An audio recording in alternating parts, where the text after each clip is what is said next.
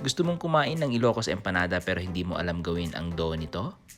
Ngayon, matututunan mo na kung paano gawin ito. Panoorin mo lang ang video na to. At ito ang kailangan nating mga ingredients: rice powder, salt and pepper, at suete powder. Kailangan din natin ng 1 cup of water at 2 tablespoon of cooking oil or canola oil.